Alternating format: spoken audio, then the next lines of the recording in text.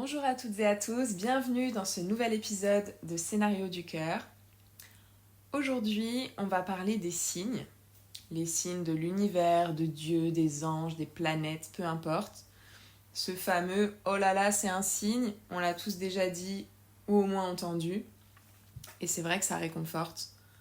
On se dit qu'on n'est pas seul, qu'un chemin est tracé pour nous quelque part, qu'il nous suffit de suivre les flèches, notre destinée. Mais cette destinée, elle est écrite par qui ? Et dans quel but ? Un signe, est-ce que c'est vraiment la preuve qu'on est au bon endroit ? Est-ce que ceux qui voient des signes vivent plus de paix ? Je me dis, et si au fond, voir des signes répétés pour un même sujet, c'était surtout un manque de confiance en ce qui vit déjà en nous. C'est-à-dire le corps, l'élan, le feu. Quand j'avais 15 ans, j'ai écrit dans un carnet « Un jour, je vivrai en Finlande ». Pourquoi j'ai écrit ça ? Parce que j'étais un peu triste ce jour-là.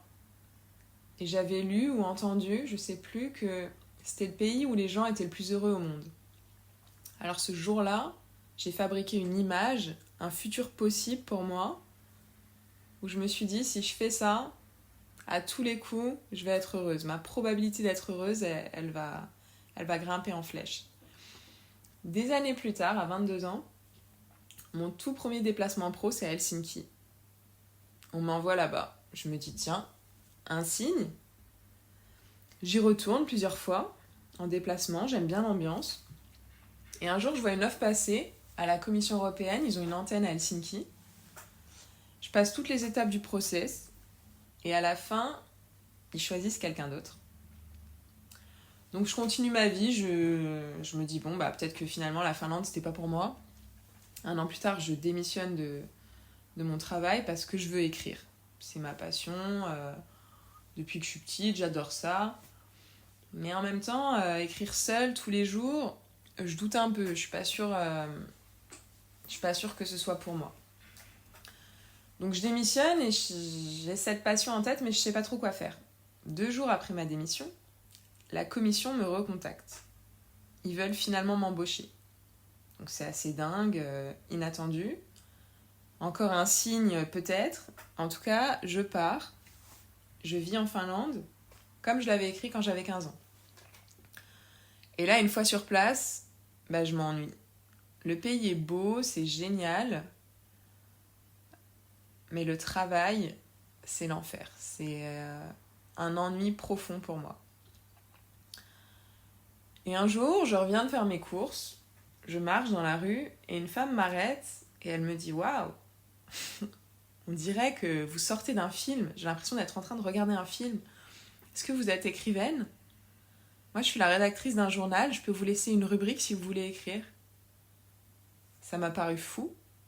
C'était un de ces moments où le temps s'arrête. Un signe, peut-être. Mais en tout cas, à ce moment-là, je l'ai regardé et j'ai dit « Non, j'écris pas, non merci. » Et je suis partie. Je suis rentrée chez moi. Je me sens un peu bizarre. Je prends 2 semaines de vacances, last minute, et je me dis que je vais partir aux îles Lofoten, en Norvège. Road trip. J'aurais bien aimé y aller avec quelqu'un, mais j'ai pris mes vacances à la dernière minute. Mes amis ne peuvent pas. Et une semaine avant de partir, je rencontre un homme sur une île d'Helsinki par hasard. Et là, c'est très intense. Et lui, il me parle des Lofoten. Il me dit que c'est son rêve d'y aller, avant même que je parle de mon voyage.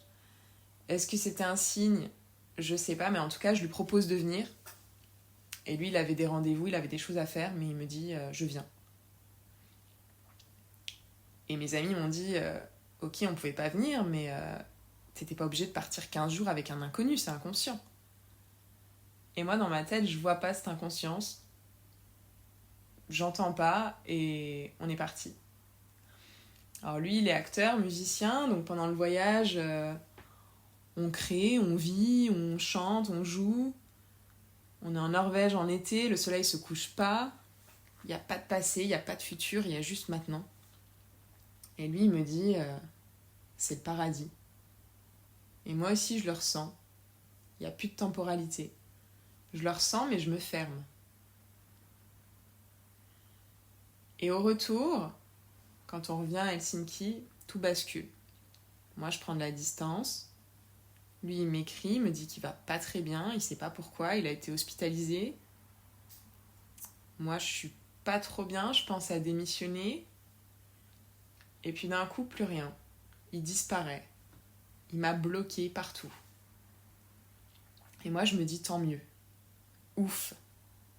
Je suis trop passionnée par lui. Et j'ai cette croyance qui dit qu'on ne peut pas être en couple avec sa passion. Je crois vraiment à ça. Avec une croyance pareille, pas étonnant que j'avais du mal à écrire. Et puis, un soir, je suis dans mon appartement, je pense à lui, à ce qu'il fait, le cinéma.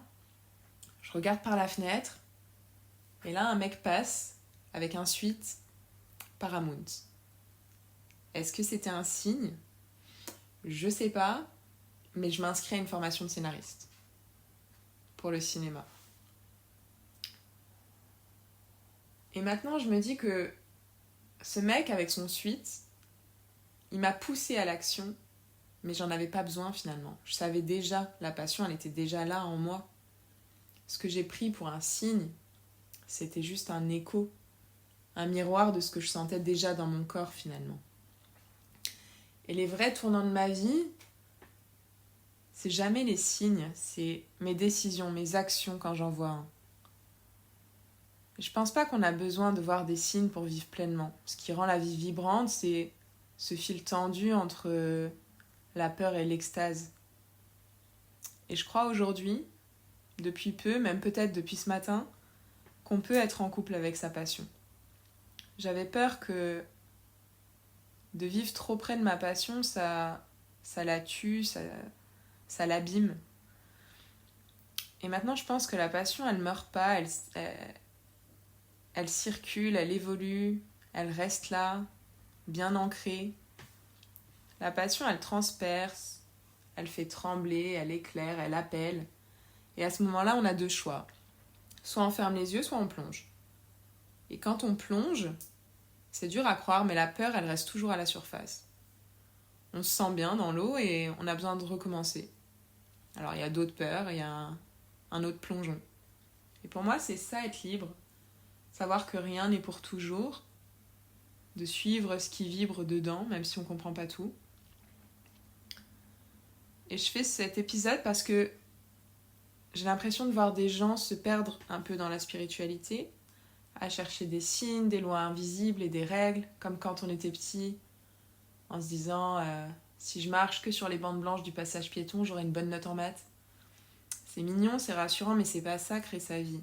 Créer sa vie, c'est oser, tomber, se relever, choisir, agir. Alors je crois qu'aucune force extérieure ne nous parle, que tout part de nous, que les signes, c'est nous qui les choisissons, c'est nous qui projetons du sens. Et ça donne de la responsabilité, mais aussi une immense liberté. Parce qu'on n'attend plus, on y va. Et la passion, c'est pas lisse, c'est sauvage, ça brûle, et ça soigne aussi. C'est des cycles infinis. Et moi, à chaque fois que je plonge, j'ai l'impression de rajeunir, de me réinventer. Alors je me dis, à quoi bon attendre un signe si la passion brûle déjà ? C'est ce que je voulais vous partager aujourd'hui. J'espère que cet épisode vous a parlé. Et si ça vous a touché, je vous invite à laisser un commentaire ou à le partager à des gens qui pourraient également être intéressés. Merci à tous.